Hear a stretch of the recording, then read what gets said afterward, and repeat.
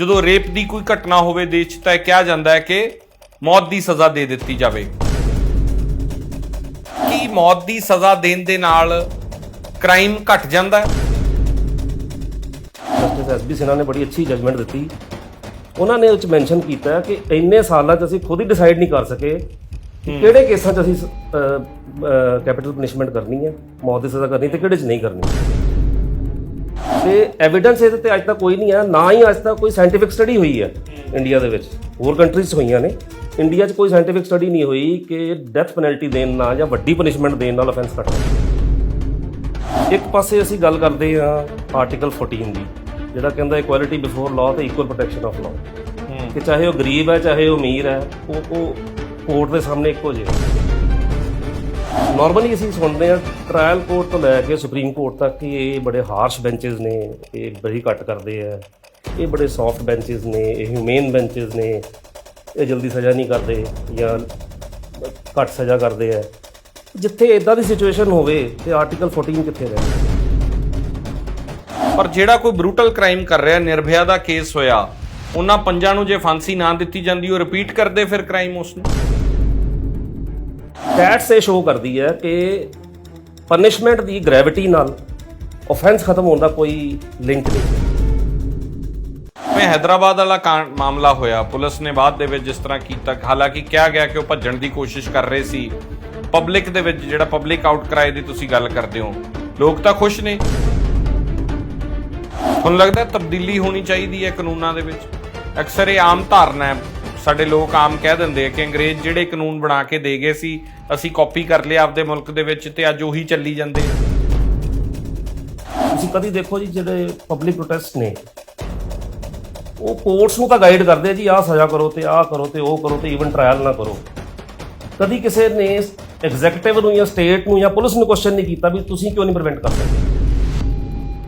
Gulf countries ਦੇ ਵਿੱਚ ਇੰਨੇ ਸਖਤ ਕਾਨੂੰਨ ਨੇ, ਇੱਥੋਂ ਤੱਕ ਕਿ ਕਈ ਵਾਰੀ ਪਬਲਿਕ ਦੇ ਵਿੱਚ ਆ ਕੇ ਐਗਜ਼ੀਕਿਊਸ਼ਨ ਹੋ ਜਾਂਦੀ ਹੈ, ਤਾਂ ਹੀ ਉੱਥੇ ਕ੍ਰਾਈਮ ਘੱਟ ਹੈ। ਇਹ ਵੀ ਤਾਂ ਇੱਕ ਫੈਕਟਰ ਹੈ। ਸਾਡੇ ਇੱਥੇ ਤਾਂ ਡਰ ਹੀ ਨਹੀਂ ਹੈ, ਕਿਸੇ ਨੂੰ ਕਾਨੂੰਨ ਦਾ ਡਰ ਨਹੀਂ ਹੈ। ਕ੍ਰਿਮੀਨਲ ਪੋਟੈਂਸ਼ੀਅਲ ਅਫੈਂਡਰ ਜਿਹਨੇ ਕ੍ਰਾਈਮ ਕਰਨਾ ਹੈ ਜਾਂ ਕੋਈ ਸੋਚ ਰਿਹਾ ਕਿ ਮੈਂ ਕ੍ਰਾਈਮ ਕਰਾਂਗਾ, ਉਹ ਇਸ ਕਰਕੇ ਕਦੀ ਪਿੱਛੇ ਨਹੀਂ ਬੈਠਦਾ ਕਿ ਇਹਦੇ 'ਚ ਫਾਂਸੀ ਦੀ ਸਜ਼ਾ ਜ਼ਿਆਦਾ, ਸਜ਼ਾ ਤੇ 10 ਸਾਲ ਦੀ ਬੜੀ ਹੈ। ਕਸਾਬ ਵਰਗਾ ਵਿਅਕਤੀ ਜਦੋਂ ਫੜਿਆ ਜਾਂਦਾ ਹੈ, ਜਿਸ ਨੇ ਪੂਰੇ ਮੁਲਕ ਦੇ ਵਿੱਚ ਹਾਹਾਕਾਰ ਮਚਾਤੀ, ਜਦੋਂ ਬੰਬੇ ਦੇ ਵਿੱਚ ਅਟੈਕਸ ਹੁੰਦੇ ਹੈ, ਨਿਹੱਥੇ ਬੰਦਿਆਂ ਨੂੰ, ਬੇਜਾਨੀਆਂ ਜਾਨਾਂ ਨੂੰ ਮਾਰਤਾ ਇਸ ਤਰੀਕੇ ਦੇ ਨਾਲ, ਉਹੋ ਜਿਹੇ ਵਿਅਕਤੀ ਨੂੰ ਫਾਂਸੀ ਕਿਉਂ ਨਾ ਹੋਵੇ?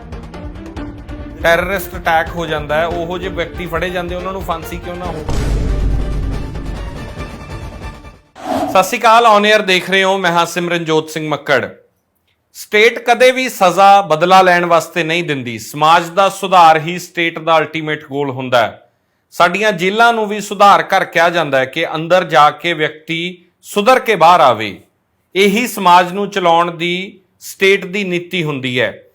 ਪਰ ਅਕਸਰ ਇੱਕ ਸਵਾਲ ਹੁੰਦਾ ਹੈ ਕਿ ਮੌਤ ਦੀ ਸਜ਼ਾ ਦੇਸ਼ ਦੇ ਵਿੱਚ, ਸਾਡੇ ਖਾਸ ਤੌਰ ਤੇ ਸਾਡੇ ਮੁਲਕ ਦੇ ਵਿੱਚ, ਭਾਰਤ ਦੇ ਵਿੱਚ ਦਿੱਤੀ ਜਾਂਦੀ ਹੈ, ਤਾਂ ਉੱਥੋਂ ਇੱਕ ਕੁਐਸਚਨ ਉੱਠਦਾ ਹੈ ਕਿ ਮੌਤ ਦੀ ਸਜ਼ਾ ਦੇਣ ਦੇ ਨਾਲ ਕ੍ਰਾਈਮ ਘਟ ਜਾਂਦਾ ਹੈ? ਕੀ ਕ੍ਰਾਈਮ ਕਰਨ ਦੀ ਮੈਂਟੈਲਿਟੀ ਘਟਦੀ ਹੈ? ਇਹ ਆਪਣੇ ਆਪ ਦੇ ਵਿੱਚ ਵੱਡਾ ਸਵਾਲ ਹੈ, ਔਰ ਇਹ ਬਹੁਤ ਵਾਰੀ ਇਸ ਦੀ ਚਰਚਾ ਹੁਣ ਸੋਸ਼ਲ ਮੀਡੀਆ ਤੇ ਖਾਸ ਤੌਰ ਤੇ ਹੁੰਦੀ ਹੈ। ਖਾਸ ਤੌਰ ਤੇ ਜਦੋਂ ਰੇਪ ਦੀ ਕੋਈ ਘਟਨਾ ਹੋਵੇ ਦੇਸ਼ 'ਚ ਤਾਂ ਕਿਹਾ ਜਾਂਦਾ ਹੈ ਕਿ ਮੌਤ ਦੀ ਸਜ਼ਾ ਦੇ ਦਿੱਤੀ ਜਾਵੇ। ਇਸ ਦੇ ਉੱਤੇ ਅੱਜ ਡਿਟੇਲ ਦੇ ਵਿੱਚ ਗੱਲ ਕਰਾਂਗੇ। ਪੰਜਾਬ ਦੇ ਸੀਨੀਅਰ ਮੰਨੇ ਪ੍ਰਮੰਨੇ ਵਕੀਲ IPS ਸੱਭਰਵਾਲ ਸਾਹਿਬ ਸਾਡੇ ਨਾਲ ਨੇ। ਸਤਿ ਸ਼੍ਰੀ ਅਕਾਲ ਜੀ, ਬਹੁਤ ਬਹੁਤ ਸਵਾਗਤ ਹੈ। ਸੱਭਰਵਾਲ ਸਾਹਿਬ, ਪਹਿਲਾਂ ਤਾਂ ਇਹ ਦੱਸੋ ਕਿ ਮੌਤ ਦੀ ਸਜ਼ਾ ਸਾਡੇ ਮੁਲਕ ਦੇ ਵਿੱਚ ਇਹ ਕਾਨੂੰਨ ਬਣਿਆ ਕਦੋਂ ਹੈ ਜੀ, ਔਰ ਕਿਉਂ ਬਣਿਆ ਇਹ? ਦੇਖੋ, ਮੌਤ ਦੀ ਸਜ਼ਾ ਦਾ ਜਿਹੜਾ ਪ੍ਰੋਵੀਜ਼ਨ ਹੈ ਇਹ ਤੇ ਪ੍ਰੀ ਇੰਡੀਪੈਂਡੈਂਸ ਤੋਂ ਚੱਲਦੀ ਆ ਰਹੀ ਹੈ। ਉਸ ਤੋਂ ਬਾਅਦ ਕਾਫੀ ਡਿਬੇਟਸ ਹੋਈਆਂ ਵੀ ਇਹ ਮੌਤ ਦੀ ਸਜ਼ਾ ਕਿਹੜੇ ਕੇਸਿਸ ਦੇ ਵਿੱਚ ਕਰਨੀ ਚਾਹੀਦੀ ਹੈ, ਕਿਹੜੇ 'ਚ ਨਹੀਂ, ਕਿਉਂਕਿ ਕੋਈ ਵੀ ਅਫੈਂਸ ਦੇ ਵਿੱਚ ਇੱਕ ਪਰਟੀਕੂਲਰ ਸਜ਼ਾ ਨਹੀਂ ਹੁੰਦੀ, ਇੱਕ ਰੇਂਜ ਹੁੰਦੀ ਹੈ ਪਨਿਸ਼ਮੈਂਟ ਦੀ। ਕਤਲ ਦੇ ਕੇਸ ਦੇ ਵਿੱਚ ਉਮਰ ਕੈਦ ਵੀ ਹੈ, ਉਮਰ ਕੈਦ ਤੋਂ ਘੱਟ ਵੀ ਕੀਤੀ ਜਾ ਸਕਦੀ ਹੈ, ਉਹਦੇ 'ਚ ਰਿਮਿਸ਼ਨ ਵੀ ਕੀਤੀ ਜਾ ਸਕਦੀ ਹੈ, ਕਮਿਊਟੇਸ਼ਨ ਵੀ ਕੀਤੀ ਜਾ ਸਕਦੀ ਹੈ, ਅਤੇ ਉਹਦੇ 'ਚ ਮੌਤ ਦੀ ਸਜ਼ਾ ਵੀ ਹੈ। ਹੁਣ ਇਹ ਕਿਹੜੇ ਕਤਲ ਦੇ ਕੇਸਿਸ ਦੇ ਵਿੱਚ ਮੌਤ ਦੀ ਸਜ਼ਾ ਹੋਣੀ ਚਾਹੀਦੀ ਹੈ, ਇਹ time to time supreme court 'ਚ ਕੌਂਸਟੀਟਿਊਸ਼ਨਲ ਬੈਂਚਸ ਕੋਲ ਮੈਟਰ ਆਉਂਦੇ ਰਹੇ। ਸਭ ਤੋਂ ਵੱਡਾ ਕੇਸ ਜੇ ਆਪਾਂ ਦੇਖੀਏ ਤਾਂ 1980 ਦੇ ਵਿੱਚ ਬਚਨ ਸਿੰਘ ਸਟੇਟ ਆਫ ਪੰਜਾਬ ਇਹ ਸੁਪਰੀਮ ਕੋਰਟ ਕੋਲ ਆਇਆ, ਜਿਹਦੇ 'ਚ ਇੱਕ ਡਿਕਟਮ ਉਹਨਾਂ ਨੇ ਇੱਕ ਲੇਬਲ ਤਿਆਰ ਕੀਤਾ ਰੇਅਰੈਸਟ ਆਫ ਰੇਅਰ ਕੇਸ, ਜਿਹੜਾ ਕਿ ਅੱਜ ਤੱਕ ਅਸੀਂ ਫੋਲੋ ਕਰਦੇ ਆ ਰਹੇ ਹਾਂ। ਅਕਸਰ ਕਿਹਾ ਜਾਂਦਾ ਹੈ ਰੇਅਰੈਸਟ ਆਫ ਰੇਅਰ ਕੇਸ 'ਚ ਮੌਤ ਦੀ ਸਜ਼ਾ ਹੈ। ਹੁਣ ਮੈਂ ਜਿੱਥੇ ਤੱਕ ਮੇਰੀ ਫੋਰੈਂਸਿਕ ਅਪਰੋਚ ਹੈ ਲਾਅ ਬਾਰੇ, ਜਿੰਨਾ ਕੁ ਮੈਂ ਪੜ੍ਹਿਆ, ਮੈਨੂੰ ਸਮਝ ਨਹੀਂ ਆਇਆ ਕਿ ਰੇਅਰੈਸਟ ਆਫ ਰੇਅਰ ਕੇਸ ਹੈ ਕਿਹੜੇ ਨੇ। ਇੱਕ ਪਾਸੇ ਅਸੀਂ ਗੱਲ ਕਰਦੇ ਹਾਂ ਆਰਟੀਕਲ 14 ਦੀ, ਜਿਹੜਾ ਕਹਿੰਦਾ ਇਕੁਐਲਿਟੀ ਬਿਫੋਰ ਲਾਅ ਤੇ ਇਕੁਅਲ ਪ੍ਰੋਟੈਕਸ਼ਨ ਆਫ ਲਾਅ, ਕਿ ਚਾਹੇ ਉਹ ਗਰੀਬ ਹੈ ਚਾਹੇ ਉਹ ਅਮੀਰ ਹੈ, ਉਹ ਕੋਰਟ ਦੇ ਸਾਹਮਣੇ ਇੱਕੋ ਜਿਹੇ ਹੈ। ਬਿਲਕੁਲ। ਤੇ ਕੋਰਟ ਵੀ ਚਾਹੇ ਏ ਕੋਰਟ ਹੈ ਜਾਂ ਬੀ ਕੋਰਟ ਹੈ ਜਾਂ ਸੀ ਕੋਰਟ ਹੈ, ਮੈਨੂੰ ਇਕੁਅਲੀ ਟਰੀਟ ਕਰਨਗੇ। ਇਹ ਦੋਨਾਂ ਦਾ ਮਤਲਬ ਹੋ ਗਿਆ।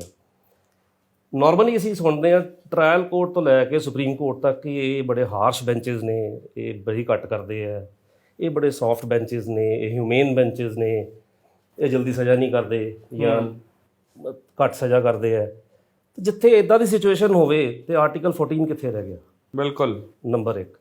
ਨੰਬਰ 2, ਜੇ ਅਸੀਂ ਬਚਨ Singh state of Punjab the judgement ਧਿਆਨ ਨਾਲ ਪੜ੍ਹੀਏ ਤੇ ਰੇਅਰੈਸਟ ਔਰ ਰੇਅਰ ਕੇਸ ਦਾ ਡਿਕਟਮ ਤੇ ਅਸੀਂ ਲੇਬਲ ਤਾਂ ਲੈ ਲਿਆ, ਪਰ ਅਸੀਂ ਉਹਦਾ ਜਿਹੜਾ ਲਿਟਮਸ ਟੈਸਟ ਹੈ ਅੱਗੇ, ਉਹ ਅਸੀਂ ਛੱਡਤਾ। ਉਹ ਕਾਫੀ ਕੇਸਾਂ 'ਚ ਸੁਪਰੀਮ ਕੋਰਟ ਨੇ ਖੁਦ ਹੀ ਕੰਸੀਡਰ ਨਹੀਂ ਕੀਤਾ। ਉਹ ਕੀ ਹੈ?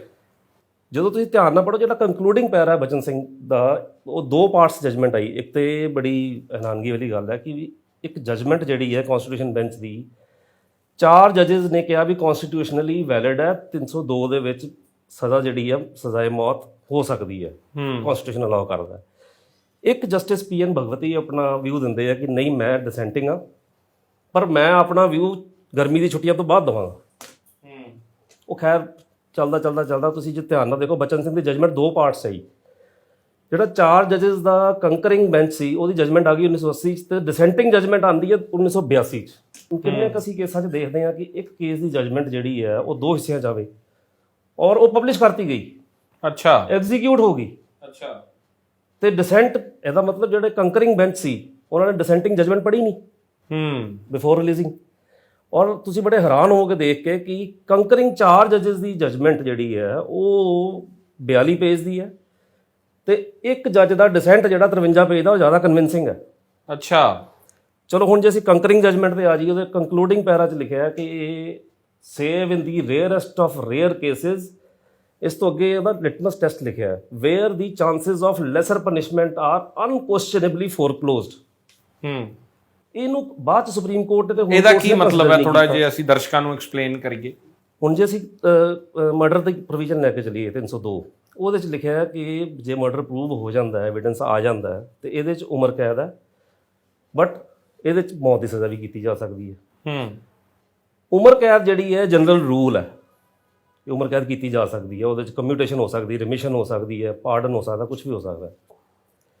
ਬਟ ਮੈਕਸਿਮਮ ਪਨਿਸ਼ਮੈਂਟ ਜਿਹੜੀ ਹੈ ਉਹ ਉਦੋਂ ਦੇਣੀ ਹੈ ਜਦੋਂ ਕੋਈ ਰੇਅਰੈਸਟ ਆਫ ਰੇਅਰ ਕੇਸ ਹੈ, ਜਿੱਥੇ chances of lesser punishment, lesser ਜਿਹੜੀ ਉਮਰ ਕੈਦ, ਆਰ ਅਨਕੁਐਸਚਨੇਬਲੀ ਫੋਰਕਲੋਜ਼ਡ। ਹੁਣ ਮੈਂ ਆਪਣੇ ਆਪ ਨੂੰ ਇੱਕ ਸਵਾਲ ਪੁੱਛਦਾ ਕਿ ਜਿੱਥੇ 5 ਜੱਜਸ ਦੇ ਬੈਂਚ ਦੇ ਵਿੱਚੋਂ ਇੱਕ ਜੱਜ ਨੇ ਕਹਿਤਾ ਕਿ ਨਹੀਂ, ਇਹਨੂੰ ਫਾਂਸੀ ਨਹੀਂ, ਇਹਨੂੰ ਉਮਰ ਕੈਦ ਹੋਣੀ ਚਾਹੀਦੀ ਸੀ ਜੀ, ਅਨਕੁਐਸਚਨੇਬਲੀ ਫੋਰਕਲੋਜ਼ ਤੇ ਹੋਇਆ ਨਹੀਂ, ਸਵਾਲ ਤੇ ਰਹਿ ਗਿਆ ਇੱਕ।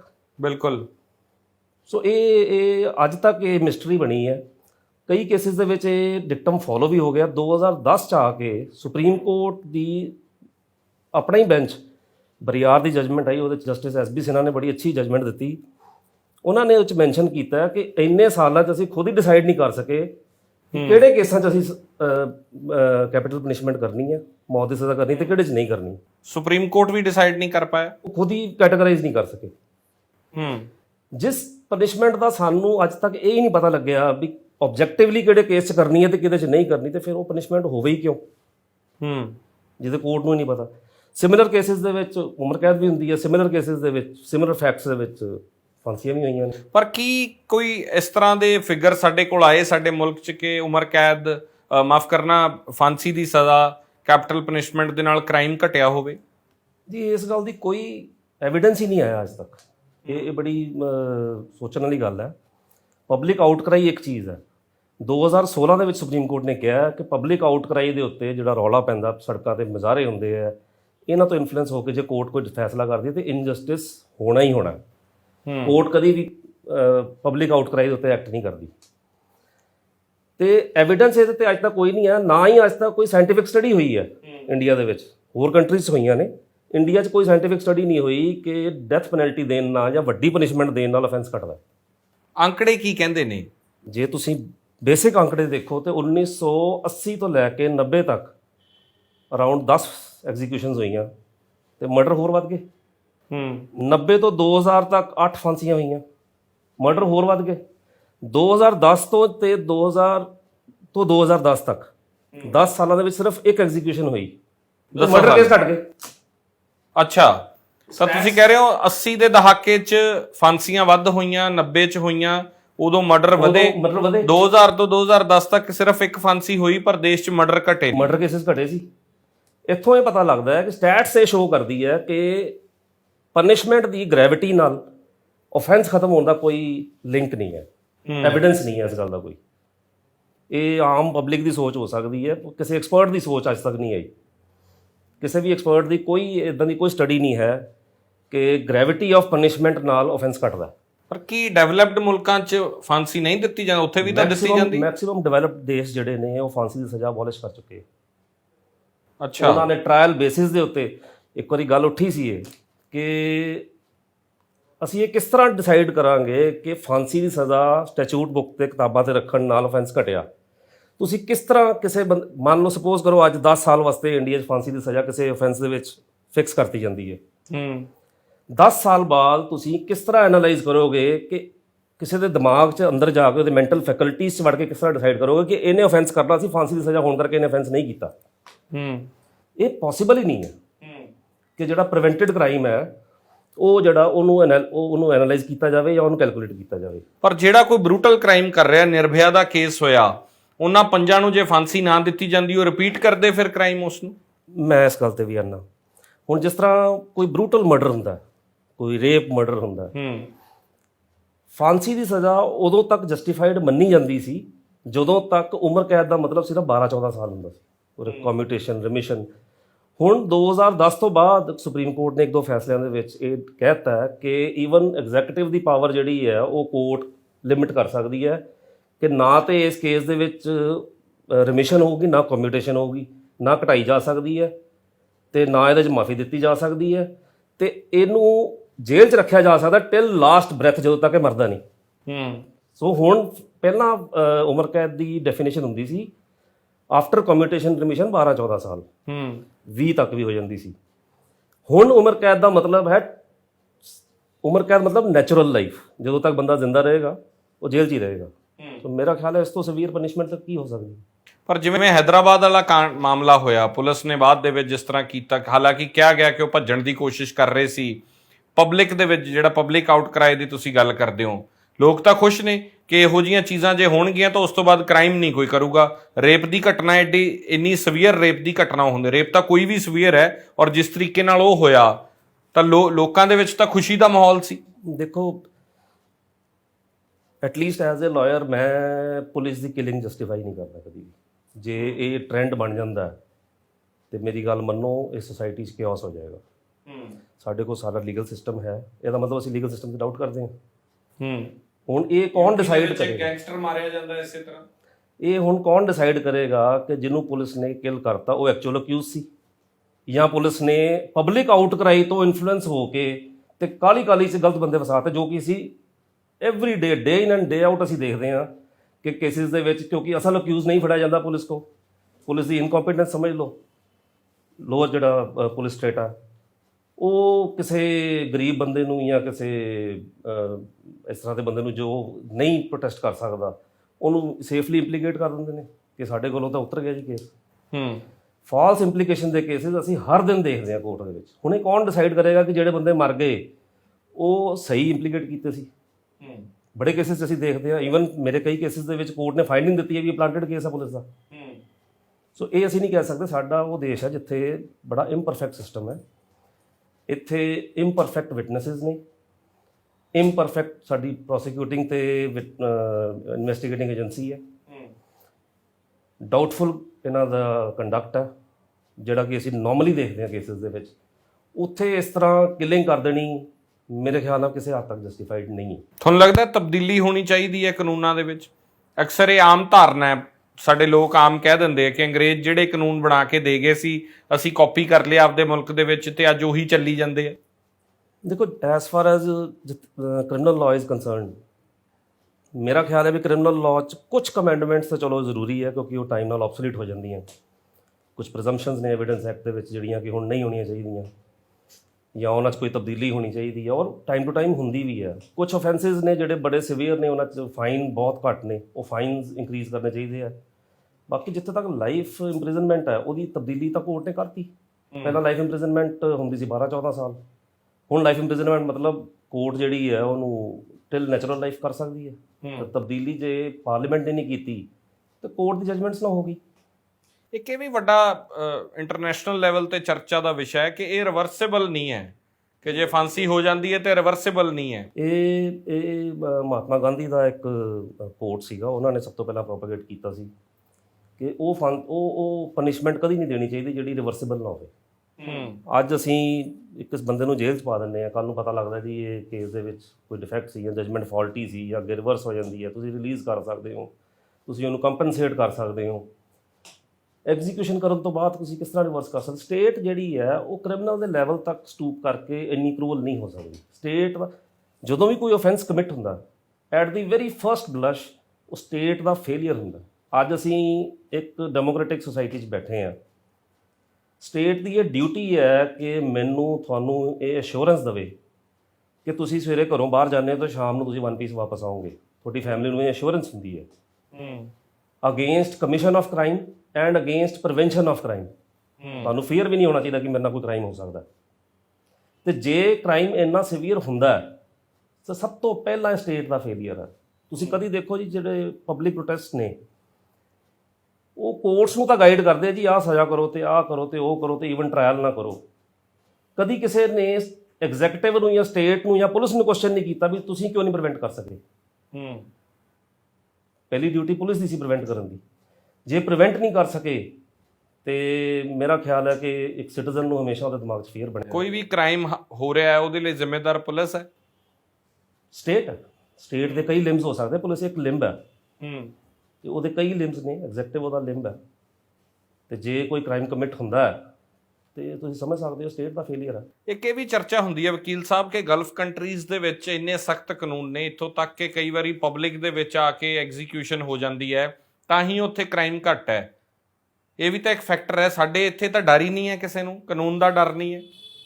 ਮੈਂ ਤੁਹਾਨੂੰ ਇਹ ਬੜੀ ਮਾਈਨਿਊਟਲੀ ਕੰਸੀਡਰ ਕਰਨ ਵਾਲੀ ਗੱਲ ਹੈ। ਪਹਿਲੀ ਗੱਲ ਤਾਂ ਅਸੀਂ ਗਲਫ ਕੰਟਰੀਜ਼ ਨੂੰ ਇਮੀਟੇਟ ਨਹੀਂ ਕਰ ਸਕਦੇ ਕਿਉਂਕਿ ਸਾਡਾ ਸੈਟਅਪ ਹੋਰ ਹੈ ਤੇ ਉਹ ਕੰਟਰੀਜ਼ ਦਾ ਸੈਟਅਪ ਹੋਰ ਹੈ। ਜੇ ਇਨ ਟੋਟੋ ਉਹਨਾਂ ਦਾ ਸਾਰਾ ਕਾਨੂੰਨ ਲਿਆ ਕੇ ਇੱਥੇ ਸੈਟਲ ਕਰ ਦਈਏ ਤੇ ਮੇਰਾ ਖਿਆਲ ਆ ਉਹ ਕਦੀ ਵੀ ਪਬਲਿਕ ਨੂੰ ਪਸੰਦ ਨਹੀਂ ਆਏਗਾ। ਉੱਥੇ ਕਈ ਇੱਦਾਂ ਦੇ ਲਾਜ਼ ਵੀ ਨੇ ਜਿਹੜੇ ਸਾਡੇ ਫਿੱਟ ਨਹੀਂ ਬੈਠਦੇ।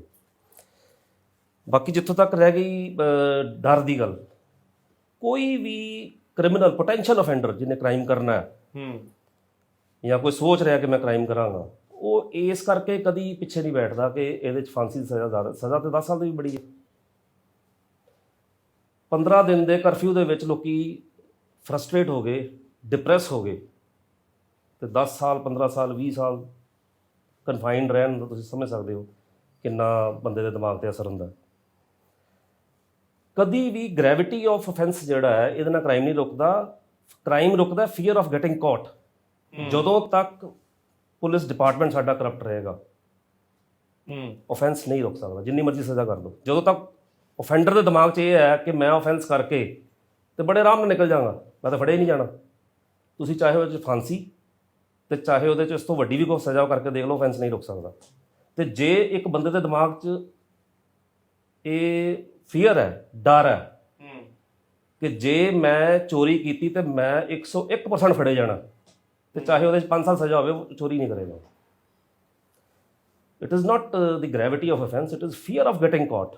ਜਿਹਦੇ ਨਾਲ ਮੈਨੂੰ ਇਸ ਗੱਲ ਦਾ ਜਵਾਬ ਦਿਓ ਕਿ ਕਸਾਬ ਵਰਗਾ ਵਿਅਕਤੀ ਜਦੋਂ ਫੜਿਆ ਜਾਂਦਾ ਹੈ, ਜਿਸ ਨੇ ਪੂਰੇ ਮੁਲਕ ਦੇ ਵਿੱਚ ਹਾਹਾਕਾਰ ਮਚਾਤੀ ਜਦੋਂ ਬੰਬੇ ਦੇ ਵਿੱਚ ਅਟੈਕਸ ਹੁੰਦੇ ਹੈ, ਨਿਹੱਥੇ ਬੰਦਿਆਂ ਨੂੰ, ਬੇਜਾਨੀਆਂ ਜਾਨਾਂ ਨੂੰ ਮਾਰਤਾ ਇਸ ਤਰੀਕੇ ਦੇ ਨਾਲ, ਉਹੋ ਜਿਹੇ ਵਿਅਕਤੀ ਨੂੰ ਫਾਂਸੀ ਕਿਉਂ ਨਾ ਹੋਵੇ?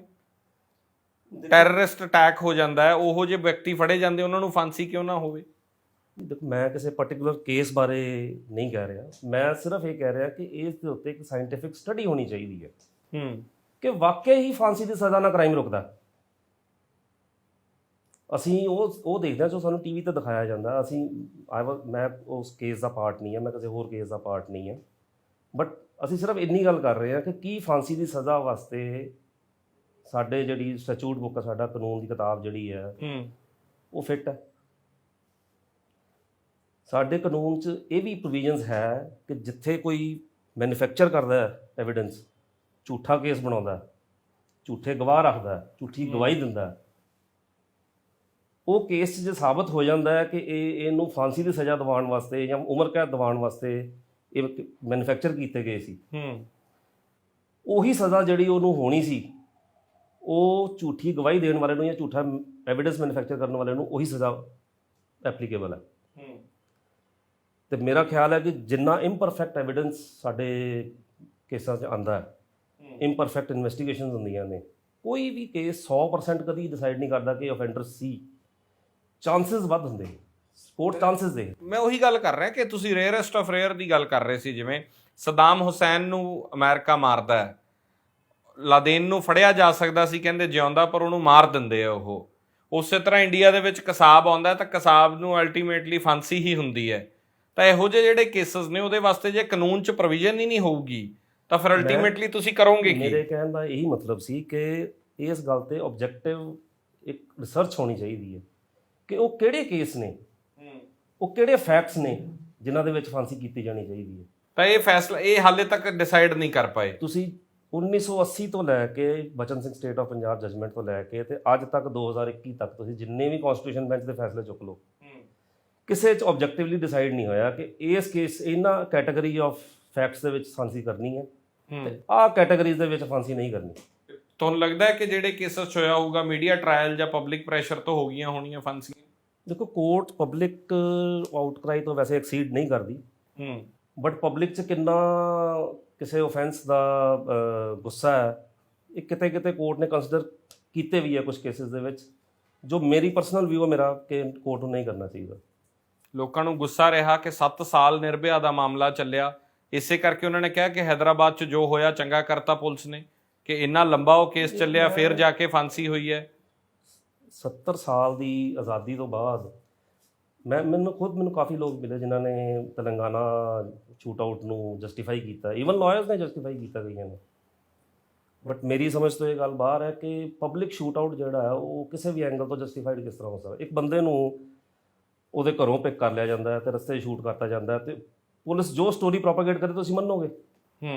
ਇਹ ਕੋਰਟ ਨੇ ਡਿਸਾਈਡ ਕਰਨਾ ਸੀ ਕਿ ਇਹਨੂੰ ਫਾਂਸੀ ਦੀ ਸਜ਼ਾ ਕਰਨੀ ਹੈ ਜਾਂ ਉਮਰ ਕੈਦ ਨਾਲ ਕੰਮ ਚੱਲ ਜਾਏਗਾ, ਜਾਂ ਉਮਰ ਕੈਦ ਕਰਨੀ ਹੈ ਕਿ ਇਹ 20-25 ਸਾਲ ਸਜ਼ਾ ਕਰਕੇ, ਜਾਂ ਹੋ ਸਕਦਾ ਬੰਦੇ ਹੀ ਗਲਤ ਫੜੇ ਹੋਣ, ਅਸਲ ਅਕਿਊਜ਼ ਹੋਰ, ਉਹ ਜ਼ਿਆਦਾ ਡੇਂਜਰਸ ਹੈ। ਜਦੋਂ ਅਸੀਂ ਵਿਦਆਊਟ ਟਰਾਇਲ ਕਿਸੇ ਨੂੰ ਮਾਰ ਦਈਏ ਤੇ ਅਸਲ ਜਿਹੜੇ ਅਕਿਊਜ਼ ਨੇ ਜਿਨ੍ਹਾਂ ਨੇ ਐਕਚੁਅਲੀ offense ਤਾਂ ਹੋਇਆ, ਜਦੋਂ ਐਕਚੁਅਲੀ offense ਜਿਹਨੇ ਕੀਤਾ ਉਹ ਤਾਂ ਹੋਰ ਸਟਰੋਂਗ ਹੋ ਗਿਆ, ਉਹਨੇ ਫਿਊਚਰ ਦੇ ਵਿੱਚ ਵੀ ਇਹ ਮਨ ਸਮਝਾ ਲੈਣਾ ਕਿ ਮੈਂ ਕਿਹੜਾ ਫੜੇ ਜਾਣਾ। ਸੋ ਮੇਰਾ ਖਿਆਲ ਹੈ ਕਿ ਇੱਕ ਇਨੋਸੈਂਟ ਬੰਦੇ ਨੂੰ ਸਜ਼ਾ ਕਰਨੀ ਤਾਂ ਗਲਤ ਹੈ ਹੀ ਹੈ, ਕਿਸੇ ਗਿਲਟੀ ਨੂੰ ਫ੍ਰੀ। ਤਾਂ ਤੁਹਾਨੂੰ ਇੱਥੇ ਸਵਾਲ ਬਣਦਾ, ਤੁਹਾਨੂੰ ਇਹ ਲੱਗਦਾ ਹੈ ਕਿ ਜੋ ਲੋਕ ਸੋਚਦੇ ਨੇ ਉਸ ਤਰੀਕੇ ਨਾਲ ਕਾਨੂੰਨ ਨਹੀਂ ਬਣਨੇ ਚਾਹੀਦੇ? ਕਿਉਂਕਿ ਬਹੁਤ ਵਾਰੀ ਅਸੀਂ ਇਹ ਦੇਖਦੇ ਹਾਂ ਕਿ ਜਦੋਂ ਕੋਈ ਰੇਪ ਹੁੰਦਾ, ਲੋਕ ਸੋਸ਼ਲ ਤੇ ਸਾਨੂੰ ਇਹ ਕਮੈਂਟ ਲਿਖ ਰਹੇ ਹੁੰਦੇ ਥੱਲੇ ਕਿ ਇਹਦਾ ਪ੍ਰਾਈਵੇਟ ਪਾਰਟ ਕੱਟ ਦਿਓ, ਇਹਦੇ ਨਾਲ ਇਸ ਤਰ੍ਹਾਂ ਹੋਣਾ ਚਾਹੀਦਾ ਹੈ। ਦੇਖੋ, ਇਹਨੂੰ ਮੈਂ ਸੈਡਿਸਟ ਬਿਹੇਵੀਅਰ ਮੰਨਦਾ। ਕਿਸੇ ਨੂੰ ਦੁੱਖ ਦੇ ਕੇ, ਕਿਸੇ ਨੂੰ ਪਰੇਸ਼ਾਨ ਦੇਖ ਕਰਕੇ ਕਿਸੇ ਨੂੰ ਖੁਸ਼ੀ ਮਿਲਦੀ ਹੋਵੇ ਬਗੈਰ ਫੈਕਟਸ ਜਾਣੇ, ਇਹ ਸੈਡਿਸਟ ਬਿਹੇਵੀਅਰ ਹੈ। ਖੂਨ ਖੋਲਣ ਦੀ ਗੱਲ ਜਿੱਥੇ ਤੱਕ ਹੈ, ਲੋਕੀ ਤਾਂ ਕਾਰ ਵਜੇ ਉਹਨਾਂ ਦਾ ਖੂਨ ਖੋਲ ਜਾਂਦਾ, ਇਹਦਾ ਮਤਲਬ ਇਹ ਨਹੀਂ ਵੀ ਅਸੀਂ ਐਕਸੀਡੈਂਟ ਕੇਸਿਸ ਦੇ ਵਿੱਚ ਫਾਂਸੀ ਕਰ ਦਈਏ। ਖੂਨ ਖੋਲਣਾ ਇਜ਼ ਨੋ ਕ੍ਰਾਈਟੀਰੀਆ, ਕੋਈ ਕ੍ਰਾਈਟੀਰੀਆ ਨਹੀਂ ਹੈ ਕੋਰਟ ਦਾ ਡਿਸਾਈਡ ਕਰਨ ਦਾ। ਸਾਡੇ ਕੋਲ ਪਾਰਲੀਮੈਂਟੇਰੀਅਨਸ ਨੇ ਇਹ ਡਿਸਾਈਡ ਕਰਨ ਨੂੰ ਕਿ ਫਾਂਸੀ ਹੋਣੀ ਚਾਹੀਦੀ ਹੈ, ਨਹੀਂ ਹੋਣੀ ਚਾਹੀਦੀ, ਹੁੰਦੀ ਹੈ ਤੇ ਕਿਹੜੇ ਕੇਸਿਸ 'ਚ ਹੋਣੀ ਚਾਹੀਦੀ ਹੈ। ਸਾਡੀ ਡਿਬੇਟ ਦਾ ਰੂਟ ਇਹ ਨਹੀਂ ਸੀ ਕਿ ਕਿਸੇ ਕੇਸ 'ਚ ਫਾਂਸੀ ਕੀਤੀ ਉਹ ਠੀਕ ਹੈ ਜਾਂ ਗਲਤ ਹੈ। ਅਸੀਂ ਕੁਐਸਚਨ ਨਹੀਂ ਕਰ ਸਕਦੇ ਸੁਪਰੀਮ ਕੋਰਟ ਨੂੰ। ਸੁਪਰੀਮ ਕੋਰਟ ਨੇ ਜੋ ਕੀਤਾ ਫੈਕਟਸ ਦੇਖ ਕੇ ਕੀਤਾ। ਸਾਡੀ ਡਿਬੇਟ ਦਾ ਜਸਟ ਇਹ ਸੀ ਕਿ ਫਾਂਸੀ ਕਿਹੜੇ ਕੇਸਿਸ 'ਚ ਹੋਣੀ ਚਾਹੀਦੀ, ਇਹ ਫਿਕਸਡ ਹੋਣਾ ਚਾਹੀਦਾ, ਡਿਟਰਮਿਨਡ ਹੋਣਾ ਚਾਹੀਦਾ। ਜਿੱਥੇ ਇੱਕ ਬੰਦੇ ਦੇ ਜਿਹੜਾ ਰਾਈਟ ਹੈ, ਇੱਕ ਬੰਦੇ ਦੀ ਲਿਬਰਟੀ ਜਿਹੜੀ ਹੈ, ਉਹ ਜੱਜ ਦੀ ਸਾਈਕੀ ਤੇ ਡਿਪੈਂਡੈਂਟ ਹੋਵੇ ਕਿ ਇਹ ਤਾਂ ਕਨਵਿਕਸ਼ਨ ਮਾਈਂਡਡ ਜੱਜ ਹੈ, ਇਸ ਕਰਕੇ ਮੈਨੂੰ ਫਾਂਸੀ ਹੋ ਜਾਏਗੀ। ਇਹ ਲਿਬਰਲ ਮਾਈਂਡਡ ਜੱਜ ਹੈ, ਹਿਊਮੇਨ ਜੱਜ ਹੈ, ਇਹ ਨੋਰਮਲੀ ਅਸੀਂ ਸੁਣਦੇ ਹਾਂ। ਹੁੰਦਾ ਵੀ ਇਸ ਤਰ੍ਹਾਂ ਜੀ ਬਿਲਕੁਲ। ਜਿਹੜੀ ਕੋਰਟ ਦੀ ਜੱਜ ਦੀ ਜਿਹੜੀ ਪਰਸਨਲ ਜਿਹੜੀ ਵਿਊ ਹੁੰਦਾ ਉਹ ਮੈਟਰ ਤਾਂ ਕਰਦਾ, ਝਲਕਦਾ ਉਹ, ਬਿਲਕੁਲ ਮੈਟਰ ਕਰਦਾ। ਪਰ ਨਹੀਂ ਝਲਕਣਾ ਚਾਹੀਦਾ। ਵੈਸੇ ਕਰਕੇ ਕਹਿ ਰਿਹਾ, ਆਬਜੈਕਟਿਵਲੀ ਡਿਸਾਈਡ ਕਰਨਾ ਚਾਹੀਦਾ ਹੈ ਕਿ ਫਾਂਸੀ ਕਿਹੜੇ ਕਿਹੜੇ ਕੇਸਿਸ ਦੇ ਵਿੱਚ ਕਿਹੜੇ ਹਾਲਾਤਾਂ 'ਚ ਕਰਨੀ ਚਾਹੀਦੀ ਹੈ, ਕਿਹੜੇ ਹਾਲਾਤਾਂ 'ਚ ਨਹੀਂ ਕਰਨੀ ਚਾਹੀਦੀ। ਪਰ ਆਮ ਤੌਰ ਤੇ ਜਿਹੜਾ ਕੋਈ ਵੀ ਹੈ, ਸਿਰਫ ਫਾਂਸੀ ਦੀ ਗੱਲ ਨਹੀਂ ਕਰ ਰਿਹਾ, ਕੋਈ ਵੀ ਸਜ਼ਾ ਜਦੋਂ ਜੱਜ ਦਿੰਦਾ ਹੈ ਤਾਂ ਉਹਦੀ ਗ੍ਰੈਵਿਟੀ ਜਿਹੜੀ ਉਹ ਤੈਅ ਕਰਦੇ, ਉਹ ਕਿਵੇਂ ਫਿਰ ਤੈਅ ਕਰਦੇ ਆ? ਹੁਣ ਜਿਵੇਂ ਲਿਖਿਆ ਜਾਂਦਾ ਵੀ ਅਪ ਟੂ 7 ਇਅਰਸ ਹੈ ਕਿਸੇ ਦੇ ਵਿੱਚ, ਤਾਂ ਉਹ ਦੇ ਤਾਂ 2 ਮਹੀਨੇ ਵੀ ਸਕਦੇ ਆ, 7 ਸਾਲ ਵੀ ਦੇ ਸਕਦੇ ਆ। ਕੀ ਉਹ ਸਿਰਫ ਵਿਲ ਹੈ, ਉਹਨਾਂ ਦੀ ਮਰਜ਼ੀ ਹੈ? ਨਹੀਂ, ਗ੍ਰੈਵਿਟੀ ਆਫ ਅਫੈਂਸ, ਉਹ ਕਿੰਨਾ ਗ੍ਰੇਵ ਅਫੈਂਸ ਸੀਗਾ ਉਹਦੇ ਹਿਸਾਬ ਨਾਲ ਡਿਸਾਈਡ ਕੀਤਾ ਜਾਂਦਾ। ਤੇ ਇਹੀ ਚੀਜ਼ ਐਪਲੀਕੇਬਲ ਫਿਰ ਕੈਪੀਟਲ ਪਨਿਸ਼ਮੈਂਟ 'ਚ ਵੀ ਹੋਣੀ ਚਾਹੀਦੀ ਹੈ। ਮੈਂ ਉਹੀ ਕਹਿ ਰਿਹਾ, ਕੈਪੀਟਲ ਪਨਿਸ਼ਮੈਂਟ ਨੂੰ ਥੱਲੇ ਕੀ ਉਮਰ ਕੈਦ ਹੈ, ਉਮਰ ਕੈਦ ਟਿਲ ਲਾਸਟ ਬ੍ਰੈਥ ਹੈ। ਇਹ ਜ਼ਰੂਰੀ ਨਹੀਂ ਕਿ ਫਾਂਸੀ ਚੜਾ ਕੇ ਨਾ ਚੜਾ ਕੇ ਤੁਸੀਂ ਕਿਸੇ ਨੂੰ ਉਮਰ ਕੈਦ ਕਰ ਰਹੇ ਹੋ ਤੇ ਉਹ ਜੇਲ੍ਹ ਦੇ ਅੰਦਰ ਹੀ ਮਰ ਰਿਹਾ ਤੇ ਸੋਸਾਇਟੀ 'ਚ ਤੇ ਅਸੀਂ ਉਹਨੂੰ ਐਂਟਰ ਨਹੀਂ ਨਾ ਕਰਨ ਦਿੱਤਾ, ਸੋਸਾਇਟੀ ਤਾਂ ਸੇਫ ਹੋ ਗਈ। ਲਾਅ ਦਾ ਪਰਪਸ ਜੇਲਾਂ ਭਰ ਜਾਣਗੀਆਂ, ਕਿ ਵੀ ਸਵਾਲ ਆ ਜਾਊਗਾ। ਨਹੀਂ, ਜੇਲਾਂ ਭਰ ਜਾਣੀਆਂ ਤੇ ਮੇਰਾ ਖਿਆਲ ਕੋਈ ਕ੍ਰਾਈਟੇਰੀਆ ਨਹੀਂ ਹੈ। ਜੋ ਅਫੈਂਡਰ ਹੈ ਉਹਨੂੰ, ਹੁਣ ਜੇਲਾਂ ਤਾਂ ਜਦੋਂ ਅਸੀਂ ਛੋਟੇ ਛੋਟੇ ਅਫੈਂਸਿਸ ਦੇ ਵਿੱਚ ਬੇਲ ਨਹੀਂ ਕਰਦੇ ਤਾਂ ਵੀ ਜੇਲਾਂ ਭਰਦੀਆਂ ਨੇ, ਤੇ ਜਿਹੜੇ ਛੋਟੇ ਅਫੈਂਸਿਸ ਨੇ ਉਹ ਜਲਦੀ ਬੇਲ ਦੇ ਦੇਣੀ ਚਾਹੀਦੀ ਹੈ। ਜੇਲਾਂ ਭਰ ਜਾਣੀਆਂ ਕੋਈ ਕ੍ਰਾਈਟੇਰੀਆ ਨਹੀਂ ਕੇਸ ਡਿਸਾਈਡ ਕਰਨ ਦਾ। ਕ੍ਰਾਈਟੇਰੀਆ ਇਹ ਹੈ ਕਿ ਜਿੰਨੀ ਕੁ ਫੈਕਟਸ ਦੇ ਉੱਤੇ, ਫਾਈਲ ਦੇ ਉੱਤੇ ਜਿੰਨੇ ਉਹ ਫੈਕਟਸ ਆਏ, ਜਿੰਨਾ ਕਿਸੇ ਦਾ ਲਾਇਬਿਲਿਟੀ, ਇੱਕ ਕੇਸ ਦੇ ਵਿੱਚ ਮੰਨ ਲਓ 4-5 ਬੰਦਿਆਂ ਦੇ ਉੱਤੇ ਜੇ ਮਰਡਰ ਕੇਸ ਚੱਲਦਾ, ਅਖਬਾਰ 'ਚ ਇਹੀ ਆਉਂਦਾ 5 ਬੰਦਿਆਂ ਨੇ ਗਰੂਸਮ ਮਰਡਰ ਕਰਤਾ, ਨਾ ਤੁਸੀਂ ਮੌਕੇ ਤੇ ਸੀ, ਨਾ ਮੈਂ ਸੀ, ਨਾ ਜੱਜ ਸੀ। ਇਹ ਫਾਈਲ ਦੱਸਦੀ ਹੈ ਕਿ 5 ਦੇ ਵਿੱਚੋਂ 2 ਝੂਠੇ ਫਸਾਏ ਸੀ, 3 ਨੇ ਮਰਡਰ ਕੀਤਾ, 3 ਦੇ ਵਿੱਚੋਂ 1 ਨੇ ਮਰਡਰ ਕੀਤਾ ਤੇ ਬਾਕੀ 2 ਨੇ ਸਿਰਫ ਲੱਤ ਤੋੜੀ ਸੀ, ਜਾਂ ਕੁਝ ਵੀ ਫੈਕਟਸ ਆਪਾਂ ਹਾਈਪੋਥੈਟਿਕਲੀ ਫੈਕਟਸ ਲੈ ਸਕਦੇ ਹਾਂ। ਸਾਰਿਆਂ ਨੂੰ ਇੱਕੋ ਰੱਸੇ ਨਾਲ ਅਸੀਂ ਨਹੀਂ ਬਣ ਸਕਦੇ। ਕਤਲ ਹੈ ਤੇ ਫਾਂਸੀ ਹੀ ਹੋਣੀ ਚਾਹੀਦੀ, ਇਹ ਅਸੀਂ ਨਹੀਂ ਕਹਿ ਸਕਦੇ। ਕਤਲ ਸੈਲਫ ਡਿਫੈਂਸ ਕੀਤਾ ਜਾ ਸਕਦਾ। ਇੱਕ ਲੜਕੀ ਆਪਣੇ ਰੇਪ ਨੂੰ ਪ੍ਰੀਵੈਂਟ ਕਰਨ ਵਾਸਤੇ ਸੈਲਫ ਡਿਫੈਂਸ ਮਰਡਰ ਤੱਕ ਜਾ ਸਕਦੀ ਹੈ, ਉਹ ਪਾਰਡਨੇਬਲ ਹੈ। ਸੋ ਇਹ ਫੈਕਟਸ ਡਿਸਾਈਡ ਕਰਨਗੇ, ਪਬਲਿਕ ਡਿਸਾਈਡ ਨਹੀਂ ਕਰੇਗੀ। ਜੇ ਪਰ ਹੋ ਇਹ ਰਿਹਾ ਨਾ, ਜੋ ਪੁਲਿਸ ਕਹਿ ਦਿੰਦੀ ਹੈ ਮੀਡੀਆ 'ਚ ਵੀ, ਅਸੀਂ ਵੀ ਤਾਂ ਉਹ ਛਾਪ ਦਿੰਦੇ ਹਾਂ ਹੂ ਬਹੂ।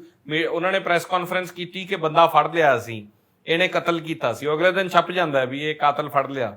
ਇਸੇ ਕਰਕੇ ਆਮ ਪਬਲਿਕ 'ਚ ਇਹ ਧਾਰਨਾ ਜਾਂਦੀ ਹੈ ਕਿ ਸ਼ਾਇਦ ਲਾਅ ਜਿਹੜਾ ਹੈ ਉਹ ਇਨਸਫੀਸ਼ੀਐਂਟ ਹੈ। ਮੈਂ ਤੁਹਾਨੂੰ ਕਈ ਕੇਸਿਸ ਦਿਖਾ ਸਕਦਾ, ਡਿਸਾਈਡਡ ਕੇਸਿਸ ਦਿਖਾ ਸਕਦਾ ਜਿਨ੍ਹਾਂ ਦੀ ਅਪੀਲਸ ਵੀ ਖਤਮ ਹੋ ਚੁੱਕੀਆਂ ਨੇ। ਅਖਬਾਰਾਂ ਭਰ ਗਈਆਂ ਕਿ ਚੋਰ ਸੀ, ਡਕੈਤ ਸੀ, ਇਹ ਸੀ, ਔਰ ਉਹ ਬੰਦੇ ਬਰੀ ਹੋਏ ਨੇ ਇਸ ਫਾਈਂਡਿੰਗ ਦੇ ਉੱਤੇ ਕਿ ਇਹ ਪਲਾਂਟਡ ਕੇਸ ਸੀ ਪੁਲਿਸ ਦਾ। ਸੋ ਅਸੀਂ ਇੰਪਲੀਕੇਸ਼ਨ ਤਾਂ ਅਸੀਂ ਅਖਬਾਰਾਂ ਤੇ ਟੀਵੀ ਤੇ ਦੇਖਦੇ ਹਾਂ, ਅਸੀਂ ਐਕੁਇਟਲ ਦੀਆਂ, ਬਰੀ ਦੀਆਂ, ਜਾਂ ਪਰ ਕੀ ਇਹ ਕੋਈ ਕਾਨੂੰਨ ਨਹੀਂ ਹੈ ਜੇ ਪੁਲਿਸ ਇਸ ਤਰ੍ਹਾਂ ਕਿਸੇ ਨੂੰ ਕਿਸੇ ਦੀ ਇਮੇਜ ਖਰਾਬ ਕਰ ਦਿੰਦੀ ਹੈ, ਬਾਅਦ ਫੈਕਟਸ ਦੇ ਵਿੱਚ ਆਉਂਦਾ ਹੈ ਔਰ ਬੰਦਾ ਐਕੁਇਟ ਹੋ ਜਾਂਦਾ ਹੈ, ਤਾਂ ਪੁਲਿਸ ਤੇ ਕੋਈ ਕਾਰਵਾਈ ਨਹੀਂ ਹੈ? ਬਿਲਕੁਲ ਹੈ, ਬਿਲਕੁਲ ਹੈ। ਜੇ ਕੋਈ ਐਵੀਡੈਂਸ ਮੈਨੂਫੈਕਚਰ ਕਰਦਾ ਹੈ, ਕਲੈਕਟ ਕਰਦਾ ਹੈ, ਕੋਈ ਇਨਵੈਸਟੀਗੇਸ਼ਨ ਇਸ ਪਰਪਸ ਨਾਲ ਕਰਦਾ ਹੈ ਝੂਠੀ ਸਜ਼ਾ ਕਰਾਉਣ ਪਿੱਛੇ, ਤੇ ਕਿੰਨੀ ਸਜ਼ਾ ਉਹਦੇ ਹਿਸਾਬ ਨਾਲ ਕੋਰਟ ਜੇ ਫਾਈਂਡਿੰਗ ਦੇ ਦਿੰਦੀ ਹੈ ਕਿ ਪਲਾਂਟਡ ਕੇਸ ਸੀ, ਤੇ ਜਿਹੜਾ ਅਕਿਊਜ਼ਡ ਹੈ ਉਹ ਐਕਸ਼ਨ ਲੈ ਸਕਦਾ। ਪਰ ਸਾਡੀ ਸੁਸਾਇਟੀ ਇਸ ਤਰ੍ਹਾਂ ਦੀ ਹੈ, ਪੁਲਿਸ ਦੇ ਡਰ ਕਰਕੇ ਲੋਕੀ ਐਕਸ਼ਨ ਨਹੀਂ ਲੈਂਦੇ। ਕਦੇ ਨਹੀਂ ਲਿਆ ਕਿਸੇ ਨੇ? ਬਹੁਤ ਰੇਅਰ ਕੇਸਿਸ ਸੀ, ਰੇਅਰ ਕੇਸਿਸ, ਬਹੁਤ ਰੇਅਰ ਕੇਸਿਸ ਸੀ। ਤਾਂ ਤੁਸੀਂ ਇਹ ਕਹਿ ਰਹੇ ਹੋ ਕਿ ਹੁਣ ਇਹ ਫਾਂਸੀ ਦੀ ਸਜ਼ਾ, ਆਖਰ ਦੇ ਵਿੱਚ ਮੇਰਾ ਆਖਰੀ ਸਵਾਲ ਹੈ ਕਿ ਡਿਟਰਮਿਨ ਕੀਤਾ ਜਾਵੇ ਕਿ ਕਿਹੜੇ ਕੇਸਿਸ ਦੇ ਵਿੱਚ ਦੇਣੀ ਹੈ, ਉਹ ਸਪੈਸੀਫਿਕ ਹੋਵੇ ਵੀ ਜੇ ਆਹ ਕੇਸ ਹੈ ਤਾਂ ਇਹਦੇ 'ਚ ਫਾਂਸੀ ਹੋਊਗੀ, ਅਦਰਵਾਈਜ਼ ਜਿਸ ਤਰ੍ਹਾਂ ਮੈਂ ਕਿਹਾ ਜੇ ਟੈਰਰਿਸਟ ਕੋਈ ਆ ਰਿਹਾ, ਜਿੱਦਾਂ ਕਸਾਬ ਦਾ ਕੇਸ ਹੈ, ਤਾਂ ਉਹ ਡਿਟਰਮਿਨਡ ਹੋਵੇ ਵੀ ਆਹ ਕੇਸ ਹੈ ਤਾਂ ਫਾਂਸੀ ਹੋਵੇ। ਹਾਂਜੀ, ਕਿਉਂਕਿ ਫਾਂਸੀ ਸਿਰਫ ਕੱਲੀ ਫਾਂਸੀ ਜਿਹੜੀ ਹੈ ਨਾ, ਕਿਸੇ ਆਫੈਂਸ ਦੀ ਸਜ਼ਾ ਨਹੀਂ ਹੋ ਸਕਦੀ। ਤੁਹਾਨੂੰ ਮੈਂ ਪਹਿਲਾਂ ਵੀ ਦੱਸ ਕੇ ਹਟਿਆ, ਹਰ ਆਫੈਂਸ ਦੇ ਵਿੱਚ ਇੱਕ ਰੇਂਜ ਹੁੰਦੀ ਹੈ। ਉਹ ਰੇਂਜ 1 ਦਿਨ ਤੋਂ ਲੈ ਕੇ, ਬਹੁਤ ਘੱਟ ਕੇਸਿਸ ਨੇ ਜਿੱਥੇ ਮਿਨੀਮਮ ਪਨਿਸ਼ਮੈਂਟ ਵੀ ਪ੍ਰਿਸਕ੍ਰਾਈਬਡ ਹੈ, ਨਹੀਂ ਤੇ ਉਹ ਰੇਂਜ 10 ਸਾਲ ਵੀ ਹੋ ਸਕਦੀ, 15 ਵੀ ਹੋ ਸਕਦੀ ਹੈ, ਉਮਰ ਕੈਦ ਵੀ ਹੋ ਸਕਦੀ। ਉਮਰ ਕੈਦ ਦੇ ਬੜੇ ਸ਼ੇਡਸ ਆ ਗਏ ਹੁਣ। 1980 ਵਾਲਾ ਜ਼ਮਾਨਾ ਨਹੀਂ ਹੈ ਕਿ ਜਦੋਂ ਕੋਰਟ ਨੂੰ ਲੱਗਦਾ ਸੀ ਵੀ 12-14 ਸਾਲ ਇਹਦੇ ਵਾਸਤੇ ਸਫੀਸ਼ੀਐਂਟ ਨਹੀਂ ਹੈ ਤੇ ਇਹਨੂੰ ਫਾਂਸੀ ਦੇਣੀ ਚਾਹੀਦੀ ਹੈ। ਹੁਣ ਉਹ ਉਮਰ ਕੈਦ ਜਿਹੜੀ ਹੈ 12-14 ਸਾਲ ਦੀ ਨਹੀਂ ਰਹਿ ਗਈ, ਹੁਣ ਉਹ ਉਮਰ ਕੈਦ ਮਰਨ ਤੱਕ ਰਹਿ ਗਈ ਹੈ, ਲਾਸਟ ਬ੍ਰੈਥ ਤੱਕ, ਅਖੀਰਲੇ ਸਾਹ ਤੱਕ ਰਹਿ ਗਈ ਹੈ। ਤੇ ਉੱਥੇ ਹੁਣ ਸਾਨੂੰ ਕੰਸੀਡਰ ਕਰਨਾ ਪਏਗਾ ਕਿ ਕੀ ਫਾਂਸੀ ਦੀ ਲੋੜ ਹੈ ਜਾਂ ਇਹਨੂੰ ਜੇਲ੍ਹ 'ਚ ਰੱਖ ਕੇ ਮਾਰਿਆ ਜਾ ਸਕਦਾ। ਇਹ ਜੇਲ੍ਹ ਦੇ ਵਿੱਚ ਹੀ ਆਪਣਾ ਅਖੀਰਲਾ ਸਾਹ ਲਵੇ, ਇਹਨੂੰ ਛੱਡਣਾ ਹੀ ਨਹੀਂ, ਕੋਈ ਪਾਰਡਨ ਨਹੀਂ ਦੇਣੀ, ਕੋਈ ਰਿਮਿਸ਼ਨ ਨਹੀਂ ਕਰਨੀ, ਕੁਛ ਨਹੀਂ ਕਰਨਾ, ਇਹਨੂੰ ਸੋਸਾਇਟੀ 'ਚ ਐਂਟਰ ਨਹੀਂ ਕਰਨ ਦੇਣਾ। ਜੇ ਉਹਦੇ ਨਾਲ ਸਫਾਈਸ ਕਰਦਾ ਤੇ ਸਟੇਟ ਕ੍ਰਿਮੀਨਲ ਦੇ ਲੈਵਲ ਤੇ ਅਪਰੂਵਲ ਨਹੀਂ ਹੋ ਸਕਦੀ। ਸਟੇਟ ਜਿਹੜੀ ਹੈ ਉਹ ਹਿਊਮੇਨ, ਸਾਡਾ ਜਿਹੜਾ ਪਨਿਸ਼ਮੈਂਟ ਦਾ ਜਿਹੜੀ ਪ੍ਰਿੰਸੀਪਲ ਹੈ ਇੰਡੀਆ ਦੇ ਵਿੱਚ, ਉਹ ਰੈਫਰਮੇਟਿਵ ਹੈ, ਅਸੀਂ ਰਿਫਾਰਮ ਕਰਨਾ। ਤੁਸੀਂ ਬਿਲਕੁਲ ਠੀਕ ਗੱਲ ਕਹੀ ਸੀ, ਸੁਧਾਰ ਘਰ ਲਿਖਿਆ ਹੁੰਦਾ ਜੇਲ੍ਹ ਦੇ ਬਾਹਰ। ਸੋ ਜੇ ਸਾਨੂੰ ਲੱਗਦਾ ਹੈ ਵੀ ਇਹ ਰਿਫਾਰਮ ਹੋ ਸਕਦਾ ਹੈ ਤੇ ਉਹਨੂੰ ਉਨੀ ਕੰਸੀਡਰ ਕਰਕੇ ਸਜ਼ਾ ਦੇਣੀ ਚਾਹੀਦੀ ਹੈ। ਤੇ ਜੇ ਸਾਨੂੰ ਲੱਗਦਾ ਵੀ ਇਹ ਰਿਫਾਰਮ ਹੋਣਾ ਹੀ ਨਹੀਂ ਚਾਹੀਦਾ, ਮੈਂ ਹੁਣ ਇੱਕ ਮੇਰੇ ਦਿਮਾਗ 'ਚ ਸਵਾਲ ਆਉਂਦਾ ਹੈ ਕਿ ਸਪੋਜ਼ ਬੜਾ ਕੋਈ ਗ੍ਰੀਵੀਅਸ ਅਫੈਂਸ ਹੋ ਜਾਂਦਾ, ਕੋਰਟ ਚਾਹੁੰਦੀ ਹੈ ਕਿ ਇਹਨੂੰ ਫਾਂਸੀ ਦੇਣੀ ਹੈ, ਰਿਫਾਰਮ ਨਹੀਂ ਹੋ ਸਕਦਾ, ਤੇ ਉਹ ਰਿਫਾਰਮ ਨਹੀਂ ਹੋ ਸਕਦਾ। ਕੋਰਟ ਸਾਈਕੋਲੋਜਿਸਟ ਜਾਂ ਸਾਈਕੈਟਰਿਸਟ ਤਾਂ ਹੈ ਨਹੀਂ, ਫਿਰ ਇਸ ਹਿਸਾਬ ਨਾਲ ਤਾਂ ਸਾਈਕੈਟਰਿਸਟ ਦਾ ਇੱਕ ਪੈਨਲ ਬੈਠਣਾ ਚਾਹੀਦਾ, ਬਿਲਕੁਲ, ਉਹਦਾ ਮੈਂਟਲ ਐਲੀਮੈਂਟ ਚੈੱਕ ਕਰਨ ਵਾਸਤੇ ਕਿ ਰਿਫਾਰਮ ਹੋ ਸਕਦਾ ਕਿ ਨਹੀਂ ਹੋ ਸਕਦਾ। ਫਿਰ ਸਾਡੇ ਹੁਣ ਮੇਰਾ ਖਿਆਲ ਹੈ ਕਿ ਇੱਕ ਤਾਂ ਬਚਨ ਸਿੰਘ ਦਾ ਜਿਹੜੀ ਜਜਮੈਂਟ ਹੈ 1980 ਦੀ, ਇਹ ਕੋਰਟ ਨੂੰ ਦੁਬਾਰਾ ਰੀਵਿਜ਼ਿਟ ਕਰਨੀ ਚਾਹੀਦੀ ਹੈ। ਸੁਪਰੀਮ ਕੋਰਟ ਨੂੰ ਦੇਖਣਾ ਚਾਹੀਦਾ ਕਿ ਇਹਨੂੰ ਦੁਬਾਰਾ ਕੋਈ ਕ੍ਰਾਈਟੇਰੀਆ ਬਣਾਉਣਾ ਚਾਹੀਦਾ। ਇੰਨੇ ਟਾਈਮ ਤੋਂ ਬਾਅਦ ਸਾਡੇ 'ਚ ਕੀ ਡਿਵੈਲਪਮੈਂਟ ਆਈ, ਅਸੀਂ ਅੱਜ ਵੀ 1980 ਦੀ ਜਿਹੜੀ ਪਨਿਸ਼ਮੈਂਟ ਆ ਉਹਨੂੰ ਅੱਖਾਂ ਬੰਦ ਕਰਕੇ ਫੋਲੋ ਕਰ ਰਹੇ ਹਾਂ। ਤਾਂ ਤੁਸੀਂ ਕਹਿ ਰਹੇ ਹੋ ਕਿ ਜਿਹੜਾ ਸਾਡਾ ਜੀਣ ਦਾ ਫੰਡਾਮੈਂਟਲ ਰਾਈਟ ਹੈ ਉਹ ਖੋਇਆ ਨਾ ਜਾਵੇ। ਇੱਕ ਲਿਮਿਟ ਤੇ ਉਹ ਖੋਇਆ ਜਾ ਸਕਦਾ with the process of law. ਕਿਸੇ ਬੰਦੇ ਨੂੰ ਜੇਲ੍ਹ 'ਚ ਰੱਖਣਾ ਉਹਦੀ ਅਖੀਰਲੇ ਸਾਹ ਤੱਕ, ਫੰਡਾਮੈਂਟਲ ਰਾਈਟ ਤਾਂ ਉਹਦਾ ਲੈ ਲਿਆ ਕੋਰਟ ਨੇ ਕਿਉਂਕਿ ਉਹਨੇ ਅਫੈਂਸ ਕੀਤਾ ਸੀ। ਬਟ ਗੱਲ ਸਿਰਫ ਇਹ ਹੈ ਕਿ ਕੀ ਉਹਨੂੰ ਇਮੀਡੀਏਟਲੀ ਫਾਂਸੀ ਦੇ ਦੇਣੀ ਚਾਹੀਦੀ ਹੈ ਜਾਂ ਉਹਨੂੰ ਜੇਲ੍ਹ 'ਚ ਮਰਨ ਵਾਸਤੇ ਛੱਡਣਾ ਚਾਹੀਦਾ, ਉਹਦੇ ਨਾਲ ਸਫਾਈਸ ਹੋ ਜਾਊਗਾ ਕੰਮ। ਸੋ ਇਹ ਕੁਐਸਚਨ ਹੈ ਕਿ ਹੁਣ ਤੱਕ ਅਸੀਂ ਡਿਸਾਈਡ ਹੀ ਨਹੀਂ ਕਰ ਸਕੇ ਕਿ ਕਿਹੜੇ ਕੇਸਾਂ 'ਚ ਫਾਂਸੀ ਕਰਨੀ ਹੈ ਤੇ ਕਿਹੜੇ ਕੇਸਾਂ 'ਚ ਫਾਂਸੀ ਨਹੀਂ ਕਰਨੀ। ਤੇ ਜੇ ਕੇਸਾਂ 'ਚ ਫਾਂਸੀ ਕਰਨੀ ਵੀ ਹੈ ਤੇ ਉਹਦਾ ਮੋਡ, ਐਗਜ਼ੀਕਿਊਸ਼ਨ ਦਾ ਮੋਡ ਕੀ ਹੈ। ਸਬਰਾਲ ਸਾਹਿਬ, ਇਹ ਫਾਂਸੀ ਦੀ ਸਜ਼ਾ ਜਿਹੜੀ ਹੈ ਹਾਇਰ ਕੋਰਟਸ ਹੀ ਦਿੰਦੀਆਂ ਜਾਂ ਥੱਲੜੀਆਂ ਟ੍ਰਾਇਲ ਕੋਰਟਸ ਜਾਂ ਥੱਲੜੀਆਂ ਕੋਰਟਸ ਵੀ ਦੇ ਸਕਦੀਆਂ ਜੀ? ਦੇਖੋ, ਜਿੰਨੇ 'ਚ ਵੀ ਕੇਸਾਂ ਦੇ ਵਿੱਚ ਫਾਂਸੀ ਦੀ ਸਜ਼ਾ ਉਹ ਮੈਕਸਿਮਮ ਸੈਸ਼ਨਸ ਟ੍ਰਾਈਬਲ ਹੁੰਦੀ ਹੈ। ਸੈਸ਼ਨਸ ਕੋਰਟ, ਹੁਣ ਇਹ ਵੀ ਇੱਕ ਡਿਬੇਟੇਬਲ ਇਸ਼ੂ ਹੈ ਕਿ ਅਸੀਂ ਇਹ ਮੰਨ ਕੇ ਚੱਲਦੇ ਹਾਂ ਕਿ ਜਿੰਨਾ ਵੱਡਾ ਜੱਜ ਓਨਾ ਜ਼ਿਆਦਾ ਸਿਆਣਾ, ਹਾਇਰ ਦੀ ਪੋਜੀਸ਼ਨ ਹਾਇਰ ਦੀ ਵਿਜ਼ਡਮ। ਹੁਣ ਇੱਕ ਸੈਸ਼ਨਸ ਜੱਜ ਫਾਂਸੀ ਦੀ ਸਜ਼ਾ ਦੇ ਸਕਦਾ ਕਨਫਰਮ ਕਰਕੇ ਹਾਈ ਕੋਰਟ ਤੋਂ, ਉਹਦੀ ਜੇ ਅਪੀਲ ਜਾਂਦੀ ਹੈ ਤੇ ਉਹ 2 ਹਾਈ ਕੋਰਟ ਦੇ ਜੱਜ ਸੁਣਦੇ। ਅੱਛਾ। ਤੇ ਜਦੋਂ ਉਹਦੀ SLP ਸੁਪਰੀਮ ਕੋਰਟ ਜਾਂਦੀ ਹੈ ਤੇ 3 ਸੁਪਰੀਮ ਕੋਰਟ ਦੇ ਜੱਜ ਬੈਠਦੇ ਮਿਨੀਮਮ। ਅੱਛਾ। ਹੁਣ ਇਹ ਕ੍ਰਾਈਟੇਰੀਆ ਜੇ ਹਾਇਰ ਦੀ ਪੋਜੀਸ਼ਨ ਹਾਇਰ ਦੀ ਵਿਜ਼ਡਮ ਹੈ ਤੇ ਮੇਰੇ ਖਿਆਲ ਨਾਲ ਜੇ ਸੈਸ਼ਨਸ ਕੋਰਟ ਕੋਈ ਫਾਂਸੀ ਦੀ ਸਜ਼ਾ ਦਾ ਕੇਸ ਡਿਸਾਈਡ ਕਰਦਾ ਹੈ, ਉਹਦੇ ਕੋਲ ਫਾਂਸੀ ਦੀ ਸਜ਼ਾ ਦੇਣ ਦੀ, ਉਹ 'ਚ ਪਨਿਸ਼ਮੈਂਟ ਕਰਨ ਦੀ ਉਹਦੇ ਕੋਲ ਪਾਵਰ ਹੀ ਨਹੀਂ ਹੋਣੀ ਚਾਹੀਦੀ। ਮਿਨੀਮਮ 3 ਜੱਜਾਂ ਨੂੰ ਉੱਪਰ ਭੇਜੇ, ਫੈਕਟਸ ਡਿਸਾਈਡ ਕਰਕੇ, ਕਨਵਿਕਸ਼ਨ ਡਿਸਾਈਡ ਕਰਕੇ, ਸਜ਼ਾ ਡਿਸਾਈਡ ਕਰਕੇ, ਕੁਆਂਟਮ ਵਾਸਤੇ ਉਹਨੂੰ ਹਾਈ ਕੋਰਟ ਰੈਫਰ ਕਰਨਾ ਚਾਹੀਦਾ। ਅੱਛਾ। ਫਾਂਸੀ ਪ੍ਰੋਨਾਉਂਸ ਨਹੀਂ ਕਰਨੀ ਚਾਹੀਦੀ, ਉਹ ਹਾਈ ਕੋਰਟ ਕਰੇ ਆ। ਉਹ ਤੁਸੀਂ ਕਹਿ ਰਹੇ ਹੋ ਕਿ ਮਿਨੀਮਮ 3 ਜੱਜ ਦਾ ਬੈਂਚ ਬੈਠੇ, ਸਜ਼ਾ ਹੀ ਹਾਈ ਕੋਰਟ ਡਿਸਾਈਡ ਕਰਨੀ ਚਾਹੀਦੀ, ਮਿਨੀਮਮ ਹਾਈ ਕੋਰਟ ਸਜ਼ਾ ਡਿਸਾਈਡ ਕਰਨੀ ਚਾਹੀਦੀ ਫਾਂਸੀ ਦੀ ਸਜ਼ਾ ਦੀ ਗੱਲ ਮੇਰੇ ਖਿਆਲ, ਬਿਲਕੁਲ ਮੇਰੇ ਖਿਆਲ 'ਚ। ਔਰ ਇਹ ਵੀ ਤੁਸੀਂ ਇੱਕ ਫੈਕਟ ਦੱਸਿਆ ਕਿ ਇੱਕ ਸਿੰਗਲ ਜੱਜ ਜਿਹੜਾ ਉਹ ਫਾਂਸੀ ਦੀ ਸਜ਼ਾ ਸੁਣਾ ਸਕਦਾ ਹੈ, ਪਰ ਜੇ ਉਹ ਹਾਈ ਕੋਰਟ ਜਾਂਦਾ ਤਾਂ ਮਿਨੀਮਮ 2 ਜੱਜ ਉਹਦੀ ਅਪੀਲ ਜਾਂਦੀ ਹੈ ਤੇ ਉਹਦੇ 'ਚ ਮਿਨੀਮਮ 2 ਜੱਜ ਹੁੰਦੇ ਸੁਣਵਾਈ ਕਰਦੇ। ਜੇ ਸੁਪਰੀਮ ਕੋਰਟ ਜਾਵੇ ਤਾਂ 3 ਜੱਜ ਸੁਣਵਾਈ ਕਰਦੇ ਆ। ਤਾਂ ਇਹ ਆਪਣੇ ਆਪ ਦੇ ਵਿੱਚ ਇੱਕ ਬੜੀ ਕੁਐਸਚਨੇਬਲ, ਹੈਰਾਨੀ ਦੀ ਗੱਲ ਹੈ। ਮੇਰੇ ਖਿਆਲ 'ਚ ਸੈਸ਼ਨਸ ਕੋਰਟ ਦੇ ਕੋਲ ਫਿਰ ਕਨਵਿਕਸ਼ਨ ਡਿਸਾਈਡ ਕਰਨ ਤੋਂ ਬਾਅਦ, ਸਜ਼ਾ ਡਿਸਾਈਡ ਕਰਨ ਤੋਂ ਬਾਅਦ, ਸਜ਼ਾ ਕਰਨੀ ਕਿੰਨੀ ਹੈ ਇਹਦੇ ਵਾਸਤੇ ਹਾਈ ਕੋਰਟ ਭੇਜ ਦੇਣਾ ਚਾਹੀਦਾ, ਕਨਫਰਮੇਸ਼ਨ ਵਾਸਤੇ ਨਹੀਂ, ਸਜ਼ਾ ਹੀ ਹਾਈ ਕੋਰਟ ਡਿਸਾਈਡ ਕਰੇ। ਬਿਲਕੁਲ, ਬਹੁਤ ਧੰਨਵਾਦ ਸਮਾਂ ਦੇਣ ਵਾਸਤੇ।